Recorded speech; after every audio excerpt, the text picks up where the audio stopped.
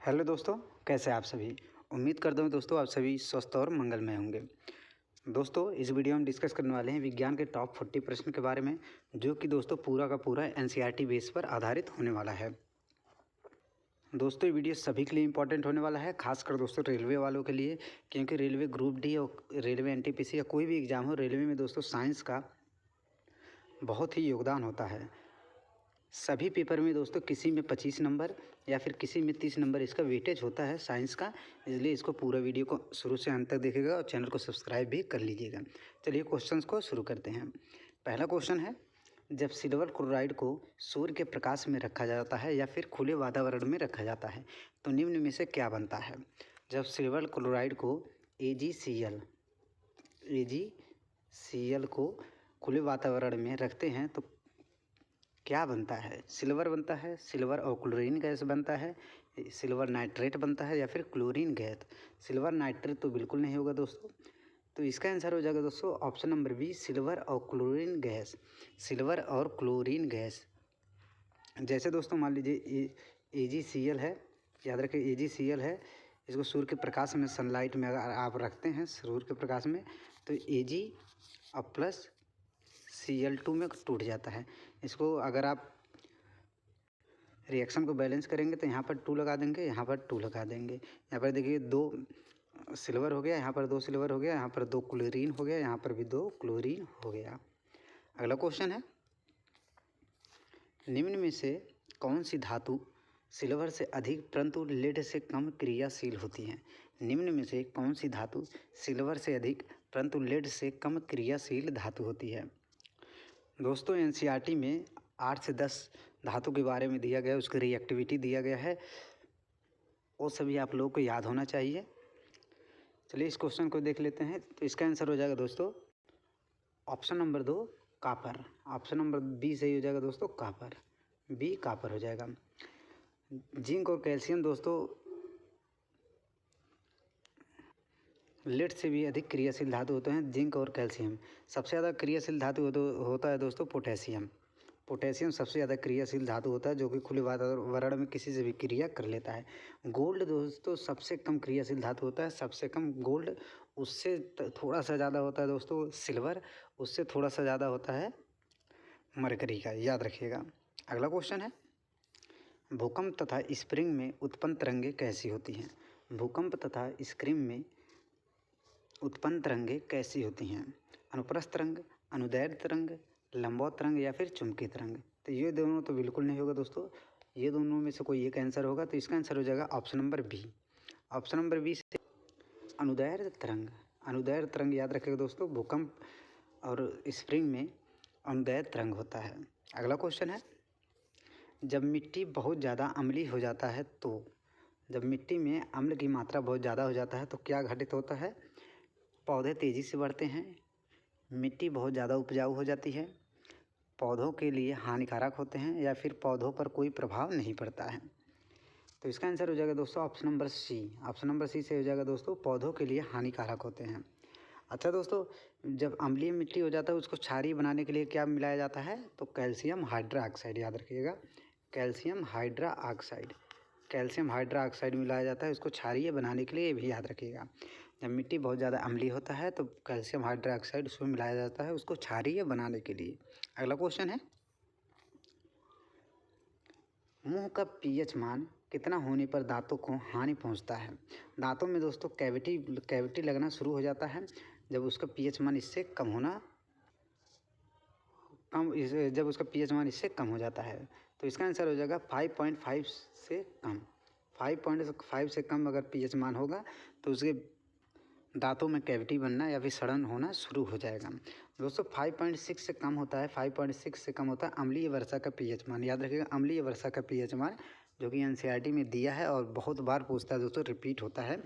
अभी 2025 के group D paper में ये अम्लीय वर्षा से रिलेटेड लगभग 2 से 3 दिन बाद हर बार रिपीट हो रहा है। आप लोग याद रखिएगा दोस्तों, 5.6 से कम होगा अम्लीय वर्षा का पीएच मान, और मुँह में पीएच मान 5.5। अगला क्वेश्चन है, मानव नेत्र में कैसा लेंस होता है। मानव नेत्र में कैसा लेंस होता है। तो मानव नेत्र में होता है दोस्तों, आसान क्वेश्चन है, उत्तल लेंस। उत्तल लेंस होता है दोस्तों। और इसका प्रतिबिंब कहाँ पर बनता है? तो प्रतिबिंब हो जाएगा दोस्तों रेटिना पर। रेटिना पर प्रतिबिंब इसका बनता है, याद रखिएगा, रेटिना पर।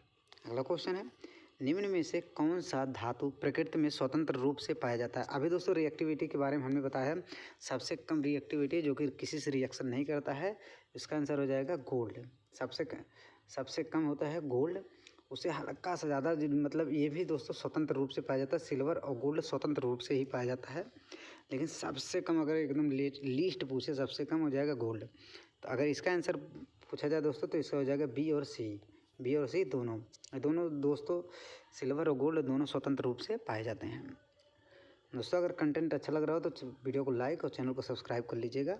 अगला क्वेश्चन है, यदि किसी वस्तु को उत्तल लेंस की फोकस पर रखा जाए तो प्रतिबिंब बनेगा। यदि किसी वस्तु को उत्तल लेंस की फोकस पर रखा जाए तो प्रतिबिंब बनेगा। तो कैसा प्रतिबिंब बनेगा दोस्तों? तो चलिए देख लेते हैं। मान लीजिए कोई उत्तल लेंस है, इसका फोकस एफ है। अगर इस वस्तु को यहाँ पर रखा जाए तो प्रतिबिंब कैसा बनेगा? तो ये समांतर निकालिए, तो ये भी जाएगा फोकस से होकर। अब एक दोस्तों फोकस से निकाल लीजिए, तो ये भी जाएगा कुछ ऐसा। एक फोकस से होकर निकालिए तो ये कुछ ऐसा जाएगा, ये यहाँ से होते हुए जाएगा दोस्तों, यहाँ से। तो ये दोस्तों दोनों आपस में मिलेंगे नहीं, तो इसका मतलब ये दोस्तों प्रतिबिंब कहाँ पर बनेगा? अनंत पर।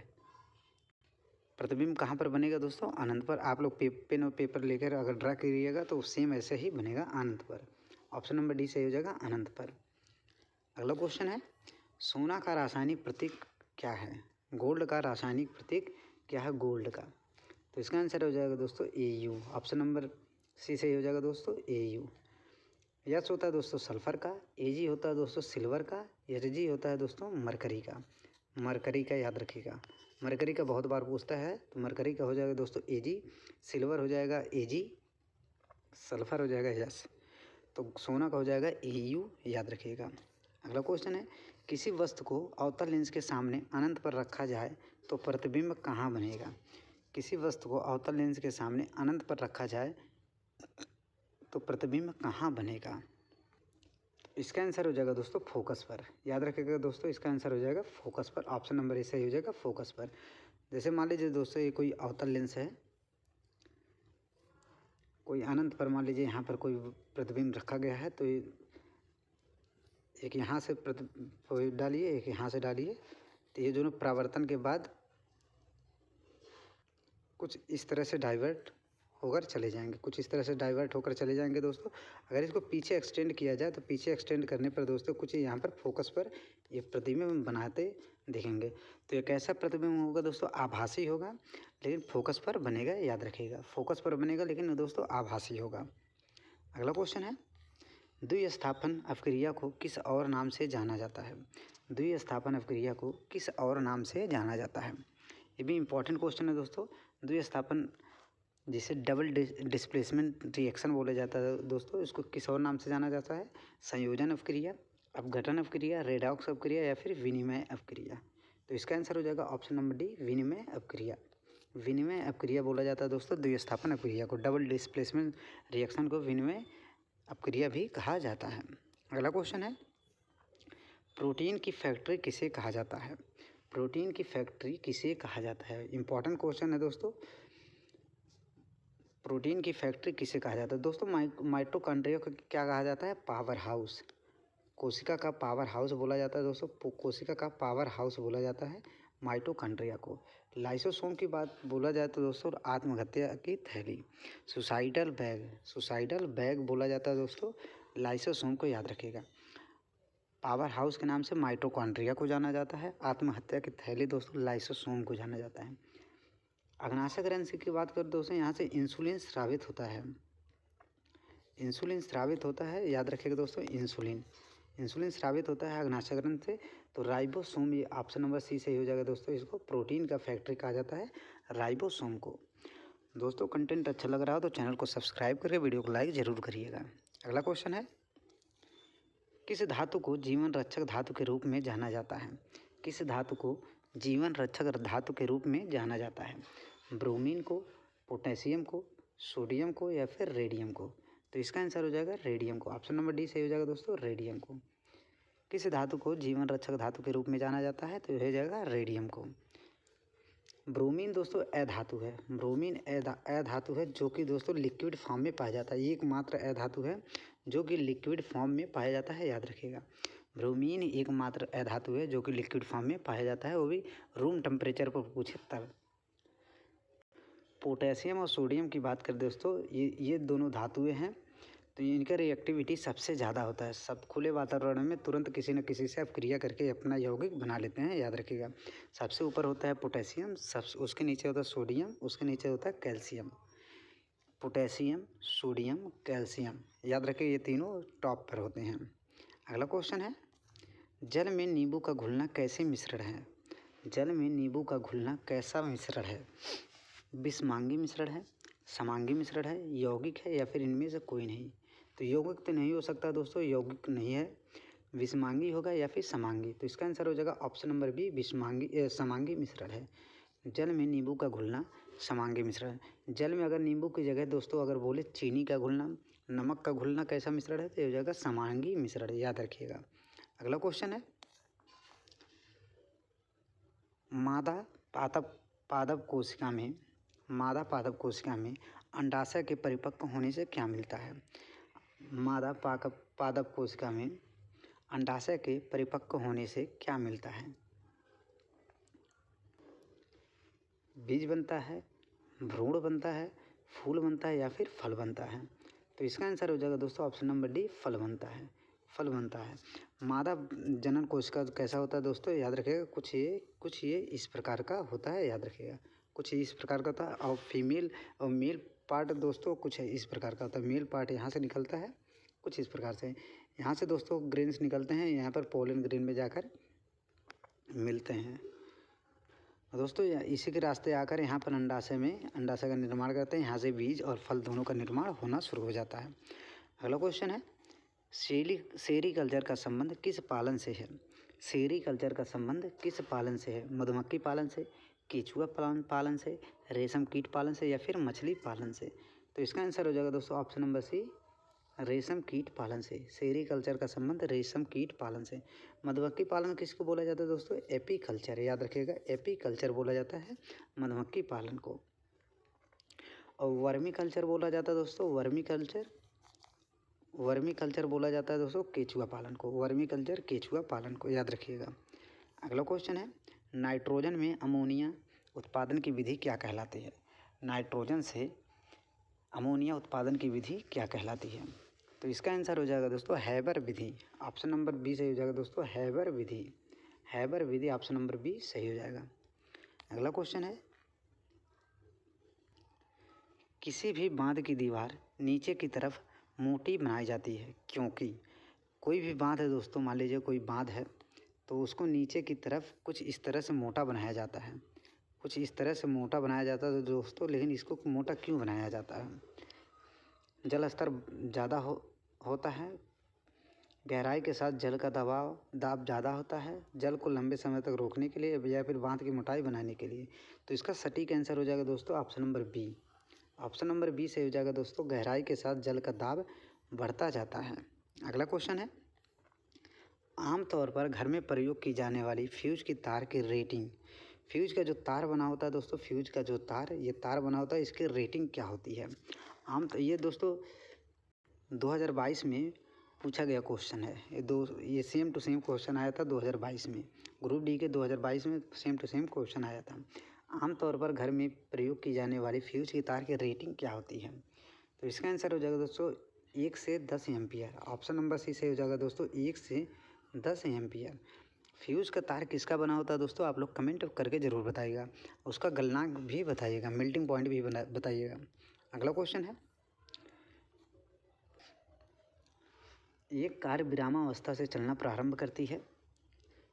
6 सेकंड में 3 मीटर पर सेकंड स्क्वायर की त्वरण से वह कितनी दूरी तय करेगी?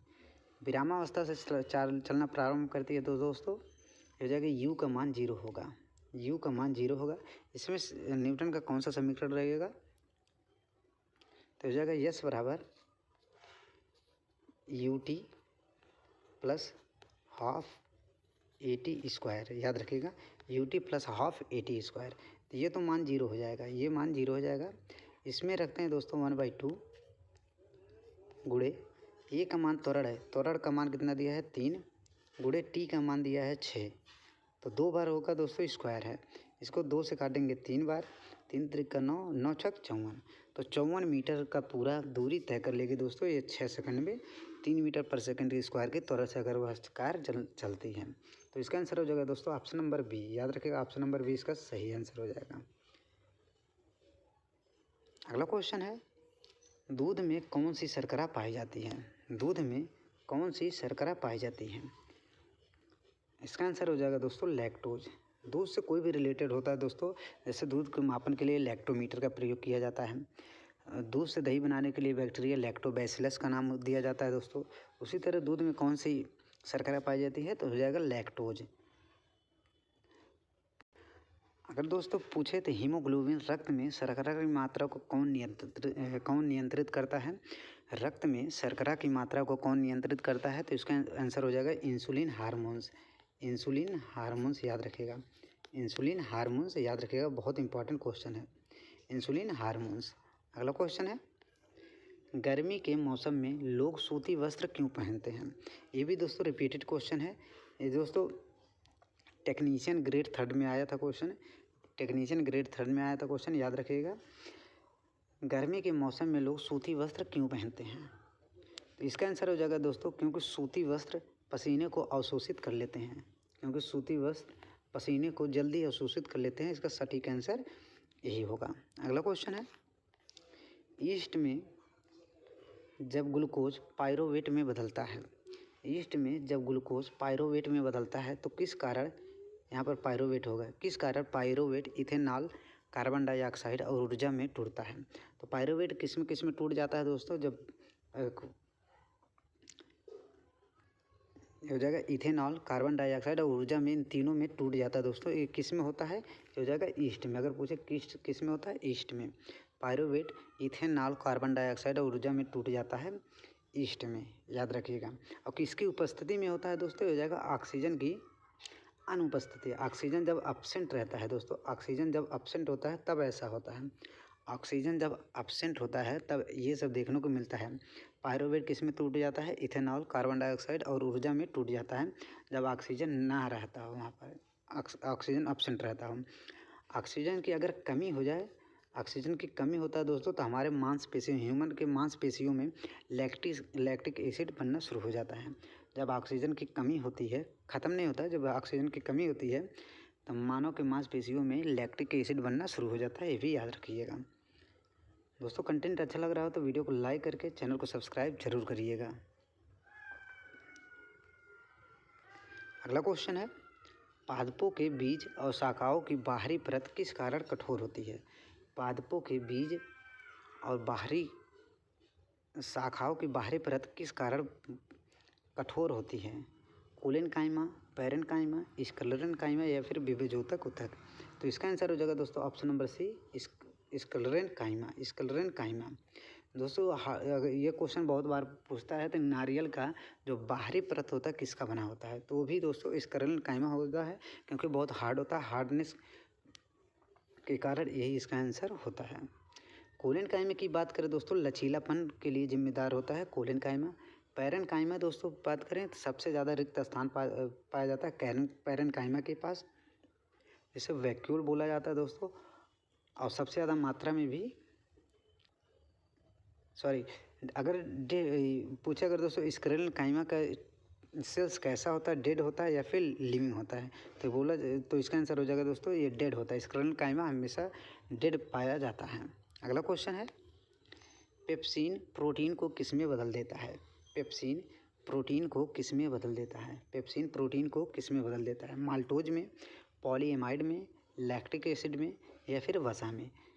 तो इसका आंसर हो जाएगा दोस्तों ऑप्शन नंबर बी, पॉलीएमाइड में। ऑप्शन नंबर बी सही हो जाएगा दोस्तों, पॉलीएमाइड में, याद रखिएगा। पेप्सिन जो है प्रोटीन को पॉलीएमाइड के रूप में परिवर्तित कर देता है। अगला क्वेश्चन है, कपूर बनाने के लिए किस गैस का उपयोग किया जाता है? कपूर बनाने के लिए किस गैस का प्रयोग किया जाता है?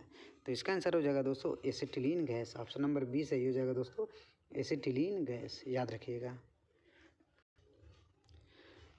किसी भी गोलीय दर्पण में निम्न में से सही कथन को चुनें। किसी भी गोलीय दर्पण में निम्न में से सही कथन को सुनें। तो मान लीजिए दोस्तों ये कोई अवतल लेंस है जिससे गोलीय दर्पण का जैसा बनाया गया है। तो इसका दोस्तों वो पहला कथन क्या है, मुख्य अक्ष ध्रुव से होकर गुजरती है। मुख्य अक्ष ध्रुव से होकर जाती है तो ध्रुव पी हो जाएगा। तो मुख्य अक्ष ये होता है दोस्तों, वो हमेशा पोल से होकर ही जाता है, पोल से होकर ही जाता है, याद रखिएगा, ये तो सही हो जाएगा। दूसरा है आपतित किरण हमेशा ध्रुव से होकर गुजरती है। तो आपतित किरण कभी कभी दोस्तों पैरेलल जाती है, कभी कभी फोकस से भी जाती है, ये तो गलत हो जाएगा। वक्रता केंद्र की दूरी फोकस से दुगनी होती है, एफ वक्रता केंद्र सी, ये बिल्कुल सही बात बोला गया है। तो इसका आंसर हो जाएगा पहला और तीसरा सही, पहला और तीसरा सही हो जाएगा दोस्तों, ऑप्शन नंबर सी सही हो जाएगा। अगला क्वेश्चन है, एंजाइम की रचना किससे होती है?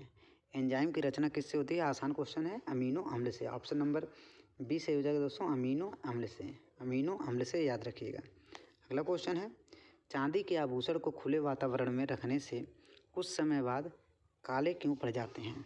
चांदी के आभूषण को खुले वातावरण में रखने से कुछ समय बाद काले क्यों हो जाते हैं? क्योंकि दोस्तों ये सल्फ़र के साथ रिएक्शन कर लेते हैं, सल्फ़र के साथ रिएक्शन कर लेते हैं और ये बहुत लंबी प्रक्रिया होती है, तुरंत नहीं होता, तो बहुत दिनों के बाद होता है। ऐसा कुछ दिन रखेंगे तब होगा, सल्फ़र के साथ अब क्रिया करके हो जाता है। अगला क्वेश्चन है, और आज का आखिरी क्वेश्चन है, जब प्रकाश की किरण वायु से कांच में प्रवेश करती है तो इसके चाल पर क्या प्रभाव पड़ेगा? कोई भी दोस्तों अगर सघन माध्यम से विरल माध्यम में जाता है कोई भी किरण, तो उसका चाल में दोस्तों कमी देखने को मिलती है। वायु का अपवर्तनांक दोस्तों कांच के अपवर्तनांक से कम होता है, कांच का अपवर्तनांक ज़्यादा होता है, वायु का अपवर्तनांक कम होता है। वायु का अपवर्तनांक होता है दोस्तों 0.003 और कांच का अपवर्तनांक आप लोग कमेंट करके बताइएगा।